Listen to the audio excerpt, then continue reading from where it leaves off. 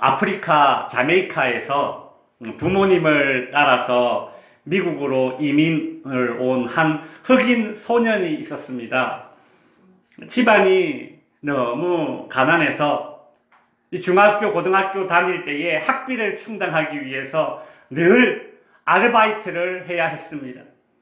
이 학생이 이제 고등학교 때 코카콜라 공장에 이제 청소 아르바이트를 하게 되었습니다.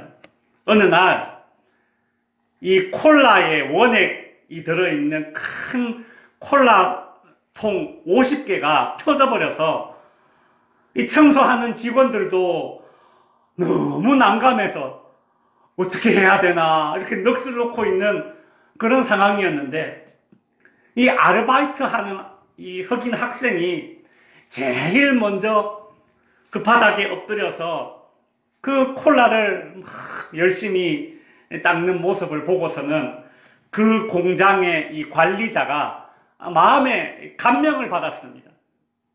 그래서 다음번 방학 때도 네가 꼭 우리 공장에 와라, 내가 일 시켜줄게. 그래서 그 다음번 방학 때 이 흑인 소년이 그 콜라 공장에 갔는데 청소 아르바이트를 시키는 것이 아니라 그 콜라를 병에다가 이렇게 쭉 담는 그 기계를 맡겼습니다.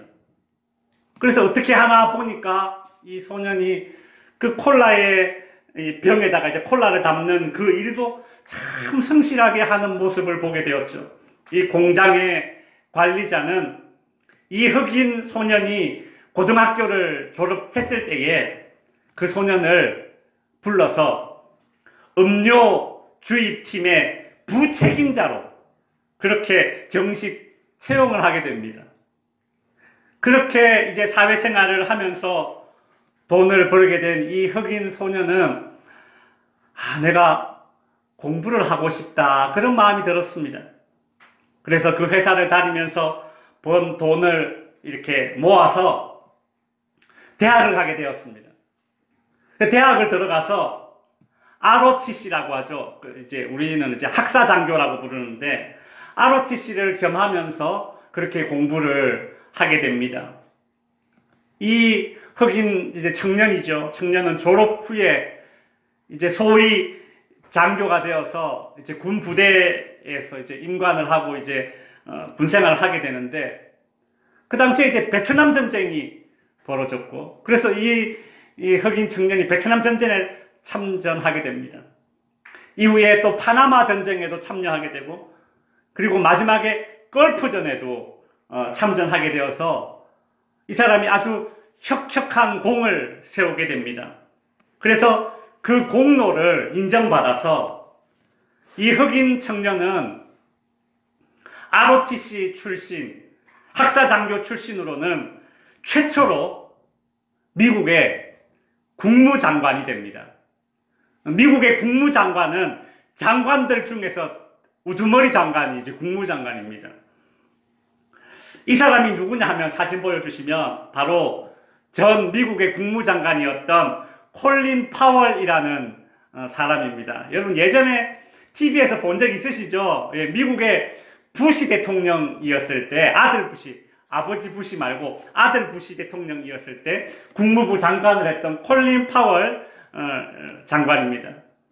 이 사람이 훗날에 자신의 젊은 날을 회상하면서 자서전을 썼는데 이런 말을 남겨놓았습니다. 어떤 일에서든지 최선을 다하면 누군가 나를 일으켜준다. 누군가 나를 일으켜준다.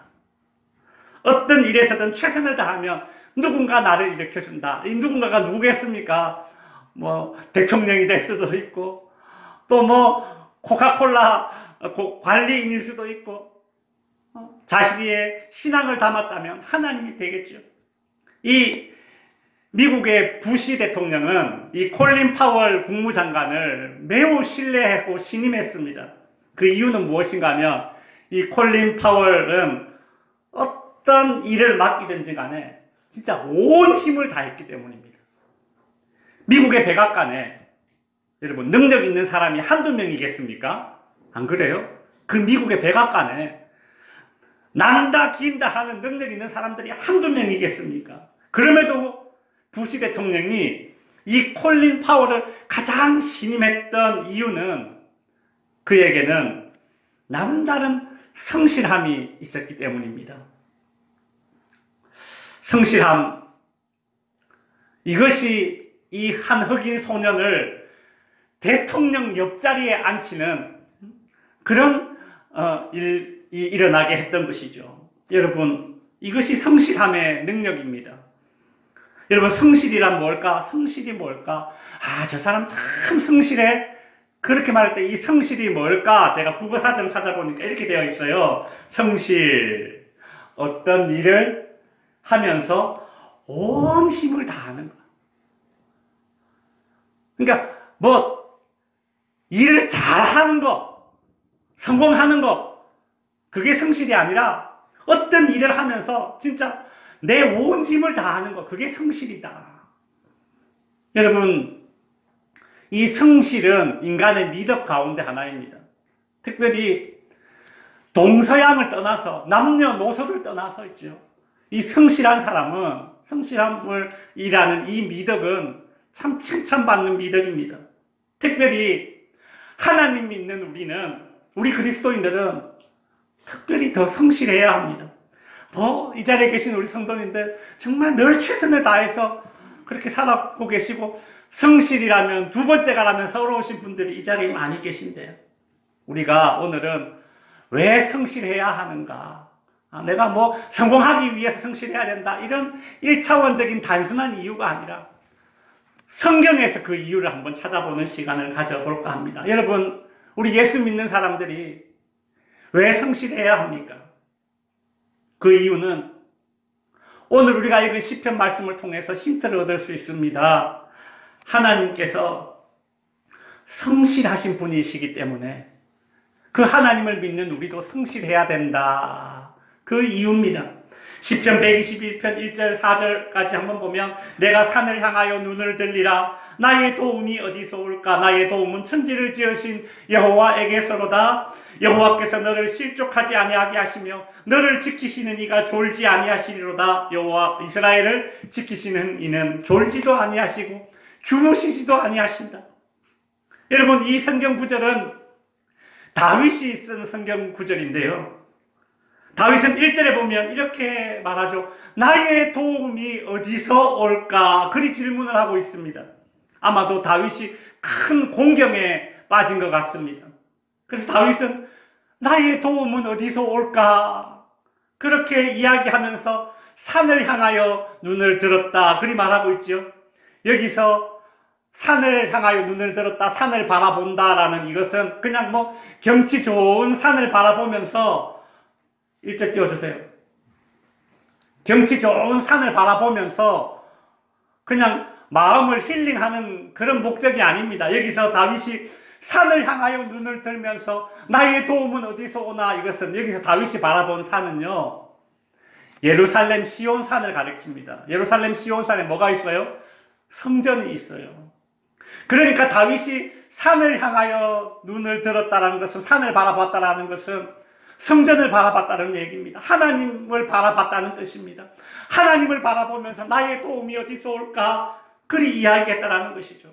즉, 다윗은 도움이 필요할 때에 사람에게 먼저 도움을 찾는 것이 아니라 하나님에게 도움을 찾는 것입니다. 2절에 보시면, 그래서 나의 도움은 천지를 지으신 여호와에게서로다. 질문 뒤에 답을 바로 찾았죠. 그렇죠? 나의 도움 어디서 오나? 그리 질문하고 한탄하다가 하나님의 성전을 바라보면서 하나님에게서 도움을 찾았습니다. 바로 답이 나옵니다. 아, 나의 도움은 하나님에게서 오는구나. 성도 여러분, 나의 도움은 어디서 올까? 인생길에 도움이 필요하거든 다른 곳에서 도움을 찾지 마십시오. 하나님만이 우리가 어떤 도움을 필요로 할 때에 비로소 완벽하게 도움을 주실 수 있는 분이십니다. 제가 이번 주에 금요일날 이제 아는 선배 목사님 교회에 집회를 인도하러 갔습니다. 제가 참 마음이 불편했습니다. 왜냐하면 그 선배님 아들이 얼마 전에 우리 어진이랑 나이가 같아요. 이제 고등학교 3학년 됐는데 얼마 전에 수능시험 치기 전에 교통사고로 그 자리에서 즉사했습니다. 이 목사님이 아들 하나, 딸 하나 있는데 아들이 그렇게 순식간에 그냥 가버린 거예요. 이제 그 교회에 제가 설교를 하러 가야 되는데 참 마음이 참 부담스럽지. 이제 장례식 이후에 이제 처음 만나게 되는데 참 마음이 부담스러웠습니다. 또 어진이하고 어릴 때 친구였거든요. 참 그런 부담되는 마음을 가지고 그 교회를 갔는데 목사님, 사모님이 의외로 환하게 웃으면서 반겨주세요. 그래서 조금 이제 부담감이 살짝 사라지고 앉아서 이야기하는 도중에 이 아들이 이제 자전거를 타고 가다가 차에 치여서 그 자리에서 즉사했는데 그 합의금을 받았지 않습니까? 이제 보상금을 받았대요. 근데 그 보상금을 가지고 어떻게 했느냐면 이 아들이 이제 중학교 2학년 때 해외에 선교 여행을 캄보디아를 다녀왔는데 그걸 너무 좋아했대요, 그때. 그래서 이 합의금 받은 돈을 가지고 그 캄보디아에 선교 갔던 그 교회에 그게 가가지고 여러분 그 지역에 교회를 세웠답니다. 그래서 이번 4월 달에 이제 완공이 되어서 그 이제 교회에 이제 개공 예배를 드리러 이제 기공 예배를 드린다고 하나요? 어쨌든 이제 완공 예배 드리러 이제 4월 달에 간다고 그러면서 그 이제 건축비 전액을 그 이제 캄보디아 교회에 드리니까 그 건물 교회 이름을 이제 어떻게 지었느냐 하면 이제 보통 지역의 이름을 따서 교회 이름 짓잖아요. 우리 덕질이니까 덕질교회. 근데 이제 그 아들의 이름이 지민이었거든요. 지민. 그러니까 이제 캄보디아에 이제 어떤 이름, 도시 이름을 붙이고, 그러니까 덕지 이름이, 죽은 아들 이름이 지민이니까 덕지 지민교회. 이런 식으로 이제 교회 이름을 지어서 그렇게 이제 예배를 드린다고 해요. 그러면서 그 일을 통해서 그 일을 하면서 이 목사님 사모님이 힘을 얻은 거예요. 아들을 잃고 어떻게 이겨낼까 참 걱정이 됐는데 그 하나님의 일을 하니까 하나님이 힘을 주셔서 그 힘듦을 이겨내게 하시고 그렇구나. 역시 하나님이 도와주셔야 되는구나. 그래 지금 꿋꿋하게 그렇게 열심히 그렇게 목회를 하고 계시더라고요. 정말 여러분 우리 인생에 도움이 필요할 때는 사람에게서 도움으로 해결되지 않습니다. 어떤 사람이 무슨 말을 한들 위로가 되겠습니까? 근데 하나님이 만져주시고 하나님이 일을 하면서 하나님의 도움으로 이렇게 서가는 모습을 보게 되었습니다. 성도 여러분, 다윗은 왜 하나님이 우리 인생에 완벽한 도움이 되시는가? 그 이유를 계속해서 3절과 4절에 이렇게 말하고 있습니다. 3절에 보시면 여호와께서 너를 실족하지 아니하게 하시며 너를 지키시는 이가 졸지 아니하시리로다. 이스라엘을 지키시는 이는 졸지도 아니하시고 주무시지도 아니하신다. 다윗은 하나님이 졸지도 않고 주무시지도 않는다라고 거듭 말하고 있죠. 그만큼 하나님은 당신의 백성들을 성실하게 지켜주신다라는 그 말을 하고 싶은 것이죠. 여러분, 나를 위해서 졸지도 주무시지도 않는 그런 존재가 여러분 주변에 있습니까? 누가 나를 위해서 이렇게 온 힘을 다해서 살아줍니까? 누가 나를 위해서 이렇게 성실하게 대해줍니까? 다윗은 오직 하나님만이 우리를 위해서 이토록 성실하시다고 알려주고 있습니다. 성도 여러분, 하나님이 우리를 위해서 이토록 성실하시니 우리 그리스도인들도 내 삶의 영역에서 성실해야 할 것입니다. 그리스도인들이 성실해야 할 영역이 그렇다면 무엇이겠습니까? 오늘 크게 세 가지 살펴보겠습니다. 첫 번째로 우리 예수 믿는 사람들이 성실해야 될 삶의 영역은 무엇인가? 첫 번째로 내가 맡은 일, 노동에 대한 성실함입니다. 10계명 중에 4계명이 무엇입니까? 안식일을 기억하여 거룩하게 지키라. 안식일을 거룩하게 지킨다는 것이 주일날, 이날, 한날 교회에 나와서 예배 드리면 된다. 그 뜻이 아니더라고요. 안식일을 기억하여 거룩하게 지키라라는 이 말은 어떤 의미가 있느냐면 일주일이 7일인데 6일 동안은 나를 위해 일하고, 즉 성실하게 그렇게 보내다가 마지막 7일째 이 주일날에는 공예배를 드리면서 하나님 앞에 성실해라, 그 뜻이에요.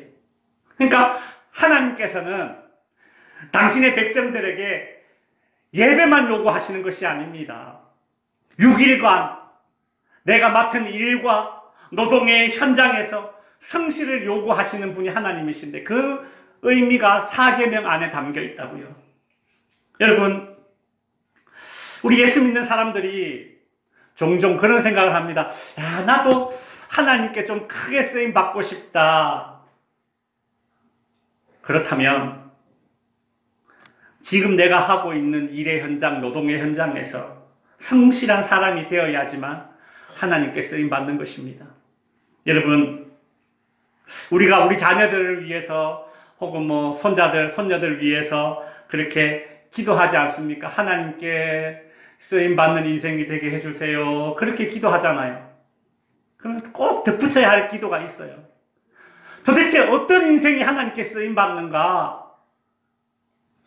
우리 자녀가 성실해지기를 기도해야 됩니다. 내 자녀가 성실해지기를 기도할 때에 내 자녀가 하나님께 크게 쓰임 받는 것이죠. 열왕기상 7장에 보면 솔로몬이 성전을 지는 그런 이야기가 나오는데요. 솔로몬이 성전 지을 때에 자기 나라에 기술자들이 많지 않습니까? 근데 옆나라에, 두로라는 옆나라에서 어떤 한 장인을 불러서 초대를 해옵니다. 열왕기상 7장 13절 14절에 보면 솔로몬 왕이 사람을 보내어 히람을 두로에서 데려오니 히람이라는 사람을 두로라는 옆나라에서 이 기술자를 데리고 옵니다. 그는 납달리 지파 과부의 아들이요, 그의 아버지는 두로 사람이니 솔로몬 왕에게 와서 그 모든 공사를 하니라. 과부의 아들이요, 아버지가 이방 사람, 혼혈인이에요. 여러분, 이 고대의 혼혈인들이 얼마나 무시를, 멸시를, 천대를 받았겠습니까? 유대인들이 딱 무시하기 좋은 사람이 이 히람이에요. 그러나 솔로몬의 요청으로 성전을 짓게 되는데 이 혼혈인, 과부의 아들, 이 혼혈인이 와서 거기 성전에서 자기의 기술을 발휘하는데 무엇을 만드느냐? 여러분, 건물에서 제일 중요한 게 뭡니까? 기둥. 이 히람이 와서 기둥을 만듭니다. 노수로 기둥을 만드는데 높이가 20m, 둘레가 5m 되는 기둥을 2개를 탁 세웁니다. 그 당시 이스라엘 기술자들이 많이 있었지만 도저히 이것을 만들 기술이 없어서 과부의 아들이요, 혼혈인이요, 이방인의 아들을 불러서 이것을 만들었다는 것이죠. 여러분, 솔로몬의 업적 중에 최고의 업적으로 꼽히는 이 성전 건축은 이 사람 히람이 없었으면 불가능했던 것입니다. 훗날 솔로몬 왕은 이 모든 일들을 되돌아보면서 잠언 22장 29절에서 이런 말을 합니다. 네가 자기 사업에 근실한 사람을 보았느냐. 여기서 근실이라는 말이 영어로 diligent라고 되어 있는데 성실한 사람이죠. 네가 성실한 사람을 봤냐? 이러한 사람은 왕 앞에 설 것이다. 결코 천한 자 앞에 서지 아니할 것이다. 여러분, 콜린 파월 생각나지 않습니까? 그죠? 네가 성실한 사람을 보았느냐? 그런 사람은 왕 앞에 설 것이다. 인정받는 자가 되고 존귀한 자가 될 것이다. 세상은 우리가 하는 그 일의 기준을 성공, 실패, 그 2가지로 평가를 하려고 듭니다. 그러나 하나님은 달라요. 하나님은 성실했냐, 불성실했냐, 그 기준으로 우리를 보신다고요.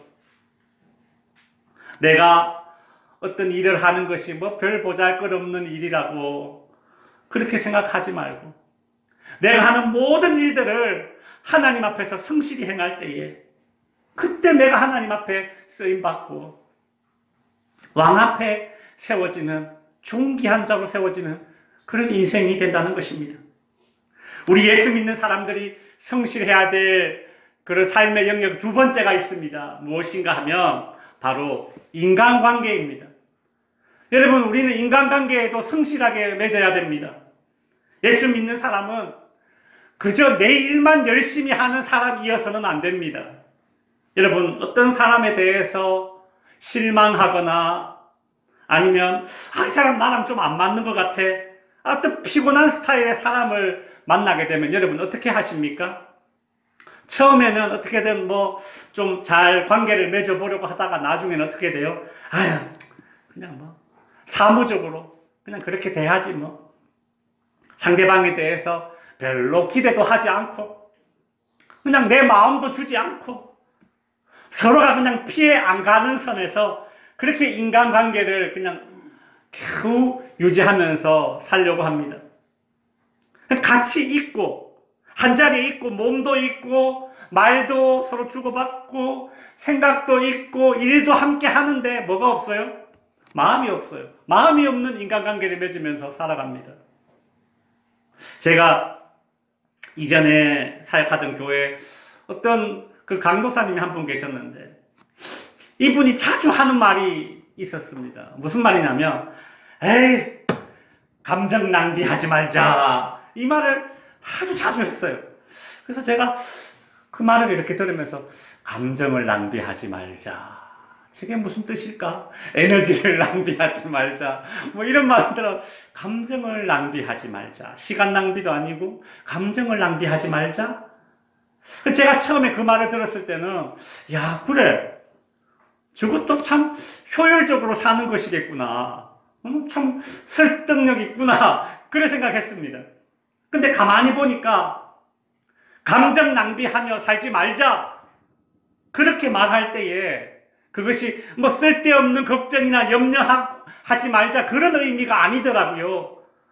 사역의 현장에서 아니면 어떤 사람과의 이 인간관계 속에서 내가 어느 선 이상으로 나의 감정의 그 에너지를 쏟지 말자, 그 뜻입니다. 그러니까 그냥 한마디로 뭐예요?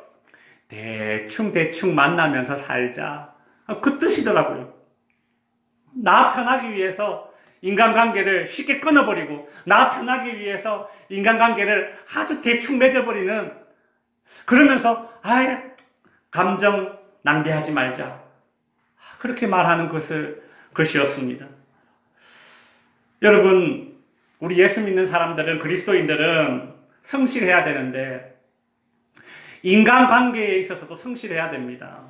로마서 12장 15절 18절을 우리 같이 한번 읽어볼까요? 시작. 즐거워하는 자들과 함께 즐거워하고 우는 자들과 함께 울라. 서로 마음을 같이 하며 할 수 있거든 너희로서는 모든 사람과 더불어 화목하라. 여러분 어떻습니까? 감정 낭비하지 말자, 그렇게 말하는 사람들이 바울의 이 말을 이렇게 들으면 그 참 쓸데없이 감정 낭비하고 있네, 그리 여길만 하지 않습니까? 여러분 보십시오. 사실 즐거워하는 자들과 함께 즐거워하고 우는 자들과 함께 우는 것은, 이것은 내 감정을 그 사람에게 동화시켜야 되는 겁니다. 내가 에너지를 쏟아야 되는 거예요. 그만큼 피곤한 겁니다. 내가 그만큼 상대방에게 내 감정의 에너지를 쏟아야지만 우는 자들과 함께 울 수 있고 웃는 자들과 함께 웃을 수 있는 거예요. 서로 마음을 같이 하라고 하지 않습니까? 그럼 모든 사람들과 화목하게 지내는 것, 이것도 사실 매우 피곤한 일입니다. 그냥 너는 너대로 살고 나는 나대로 살자, 속 끓지 말자, 그러면 몸 편하고 마음 편할 때가 있습니다. 그런데 성경은 우리에게 요구합니다. 번거롭더라도 함께 해야 해. 혼자 하면 편하고 혼자 있으면 속 시끄럽지 않을지는 몰라도 서로 마음을 같이 하며 살아라. 즉 인간관계에 있어서도 성실해라, 그리 말하고 있지 않습니까? 마지막으로 그리스도인들이 성실해야 될 삶의 영역 세 번째는 무엇입니까? 신앙생활입니다. 어떤 사람은 이 육체적인 활동량이 엄청 많습니다. 잠시를 가만히 있지 못하고 몸을 움직이고 일을 찾아다닙니다. 육체적인 성실함을 갖춘 사람이죠. 또 어떤 사람은 다른 사람에게 관심을 갖고 또 그 사람에게 부족한 것이 있으면 또 자기 것을 나눠주기도 하는 그런 측은지심도 있습니다. 이 감정적인, 정서적인 활동량이 많은 사람입니다. 정서적인 성실함을 갖춘 사람입니다. 그런데 무엇보다 우리 그리스도인들이 예수 믿는 사람들이 성실해야 할 일이 있는데 그것은 무엇인가 하면 바로 우리의 영적인 활동량입니다. 우리의 신앙생활의 활동량을 좀 늘려야 됩니다. 성도 여러분, 바쁘다는 핑계로 하나님 앞에서 게으르게 살고 있는 사람들은 세상으로부터 야, 저 사람 부지런하네 그리 인정받아도 하나님 보시기에 성실한 사람이 아닙니다. 코피나게 열심히 살아도 주님을 위해서 한 것이 없는 사람은 그저 분주한 사람이지 하나님 보시기에 성실한 사람이 아닙니다.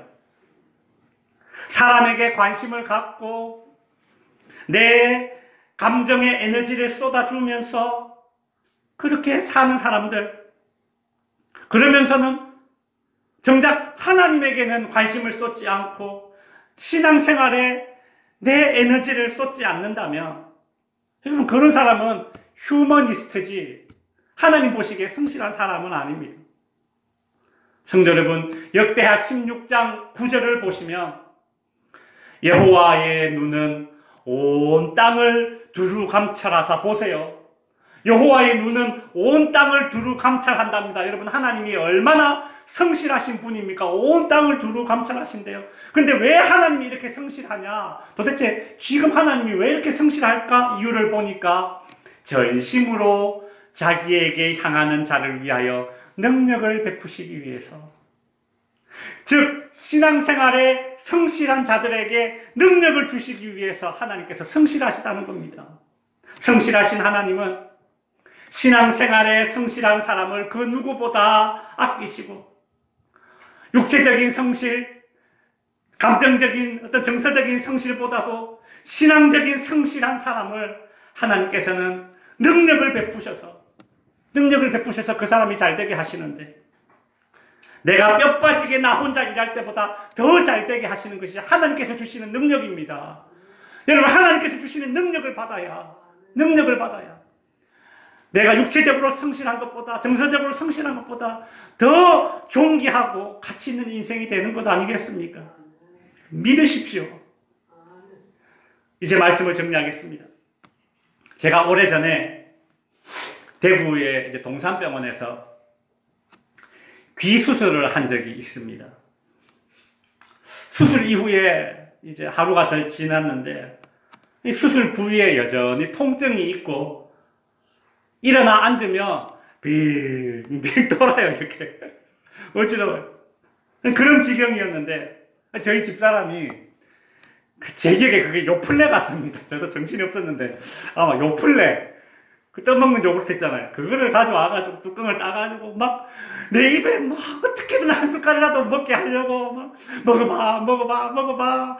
뭐 요구르트, 딸기 요구르트, 안 먹어. 복숭아 요구르트 막 입에 막 갖다 대요. 근데 있잖아, 제 솔직한 심정은 이 입을 벌릴 힘이 없어요. 일어나 앉아서 먹어야 되는데 일어나 앉으면 빙빙 돌죠. 못 먹겠어 라고 말할 힘이 없어요, 진짜. 그러니까 집사람은 어떻게든 먹여서 힘없게 하려고 먹어봐. 근데 못 먹겠어요. 못 먹겠어라고 말할 힘이 없어요. 그렇게 이제 저녁이 되고 이제 한밤이 되니까 병실에 불이 꺼지죠. 이제 불이 다 꺼지고 이제 한밤중에 이제 새벽녘이 되니까 모든 사람들이 다 잠들어 있습니다. 환자도 자고 보호자도 그 밑에 침상에 낮은 데서 다 자고 다 자요. 제가 통증에 이제 잠이 깼는데 갈증이 너무 나는 겁니다. 물은 마시고 싶은데 저기 이제 선반에 물이 있는데 제가 움직일 수가 없어요. 제가 이렇게 밑에 이래 보니까 집사람이 저 간병하다가 지쳐서 이제 자고 있어요. 밑에 누워 있어요.